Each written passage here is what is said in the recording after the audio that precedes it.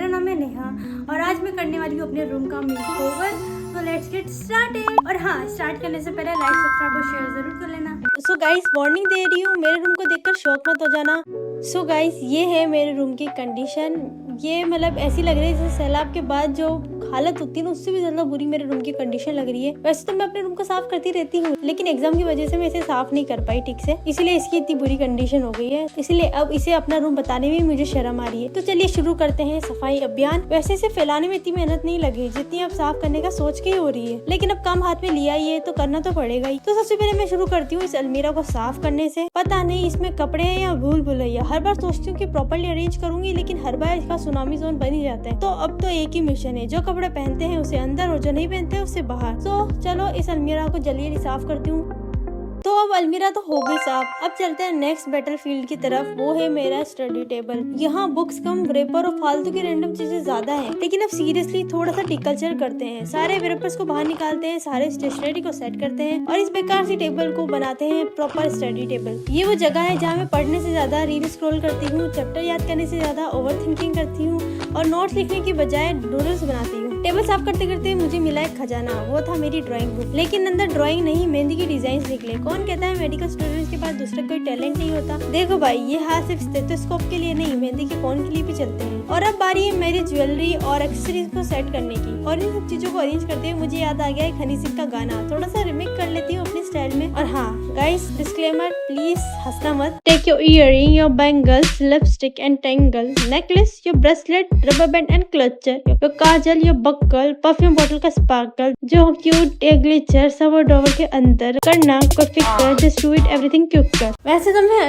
जितना इतना अच्छा नहीं गा सकती हूँ, मुझे पता है। प्लीज मेरे गाने को सुन के हंसना मत, मैंने बहुत बुरा गाया आई नो, बट ठीक है, चलता है थोड़ा बहुत। तो अब सब कुछ सेट हो चुका है। अब बारी है इस मिरर को वॉल पर लगाने की। तो मैंने इसे सेट किया डबल साइडेड टेप और स्टिकी हुक से। लेकिन जैसे ही मैंने मिरर को वॉल पे सेट किया और ये टूट के नीचे गिर गया। लाइक गाइस, मेरा मिरर टूट गया। थोड़ी देर के लिए तो ऐसा लगा कि जैसे मेरा रूम मेकओवर गया। मिरर टूट गया और मूड भी ऑफ हो गया, लेकिन मैं कहाँ हार मारने वालों में से थी। इन शीशों के टुकड़ों को जोड़कर मैंने जुगाड़ कर दिया और अब इसमें रिफ्लेक्शन नहीं, रिसाइलेंस दिखता है। और सबसे मजेदार बात तो ये थी, जो मैंने इस कार्ड में कीप काम लिखा था, मुझे लगता है मेरे सबकॉन्शियस माइंड को पहले से पता था कि ऐसा होने वाला है। ऐसा लग रहा है जैसे वो कार्ड कह रहा हो, टूट गया कोई बात नहीं, कीप काम क्वीन, मेरे को तो अभी बाकी है। नेक्स्ट मिशन था ये बेड। देखकर ऐसा लग रहा है जैसे बेड का मिनी स्टोर रूम ज्यादा हो। फालतू की बहुत सारी चीजें पड़ी हुई है यहाँ पे, कपड़े, बैग, बुक्स, पेपर, अनाज, जाने क्या क्या। ऐसा लग रहा है जैसे कि इन सब चीजों का एक पिकनिक स्पॉट बन गया हो। तो सबसे पहले मैंने सारा बिखरा हुआ सामान हटाया और एक फ्रेश बेडशीट लगाई, पिलो सेट किया और थोड़ा कोजी वाइब्स भी ऐड की, क्योंकि clean bed means clean mind. Bed के साथ साथ फर्श को कैसे इग्नोर कर सकते थे, तो पहले मैंने पूरे फर्श की डस्ट निकाली और फिर अच्छे से पोछा मारा। और अब ऐसा लग रहा था जैसे कि फर्श कह रहा हो कि अब मेरी सांस में सांस आई। तो फ्रेंड्स, मैंने रूम तो पूरा क्लीन कर दिया है और अब बारी है उस काम की जिसके लिए मैंने ये ब्लॉग पूरा शूट किया था। तो उसे अब स्टार्ट कर। रूम मेकओवर मुझे इसलिए भी पसंद है क्योंकि इस प्रोसेस में हमें अपनी क्रिएटिविटी का असली टैलेंट दिखाने का मौका मिलता है। तो अब स्टार्ट होता है हमारा असली मेकओवर। तो सबसे पहले मैं निकाल रही हूँ ये पोस्टर्स, क्योंकि सच बताऊँ तो ये पोस्टर बिल्कुल भी अच्छी वाइब नहीं दे रही यहाँ पर। एक एक करके केयरफुली निकाला क्योंकि फट भी सकते थे। कभी कभी तो साथ में वॉल की पुट्टी भी निकल गई, बट क्या करे, हॉस्टल सरकारी है ना, ऐसा तो होना ही था। फिर शिफ्ट किया इन्हें स्टडी टेबल के पास, जहाँ इनका असली ग्लो निकला। रैंडमली लगाते गए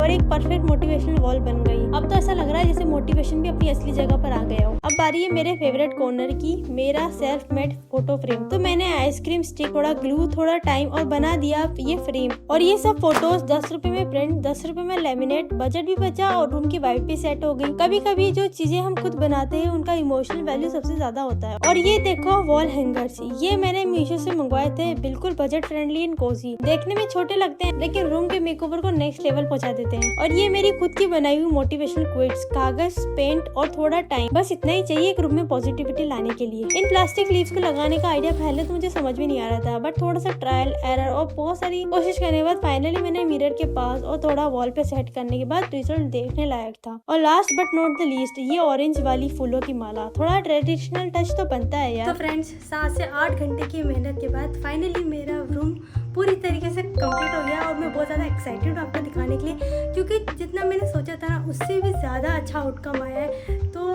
जल्दी से चलो मैं आपको दिखाती हूँ अपना रूम।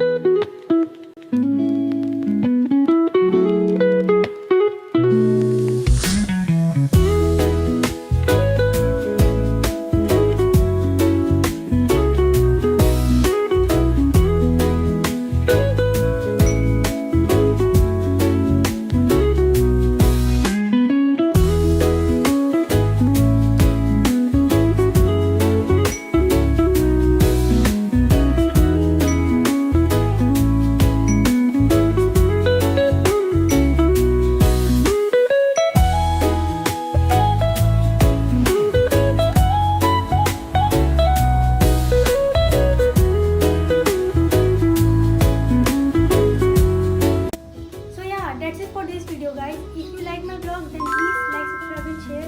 और हाँ, मेरा रूम कैसा लगा आपको कमेंट सेक्शन में जरूर बताना।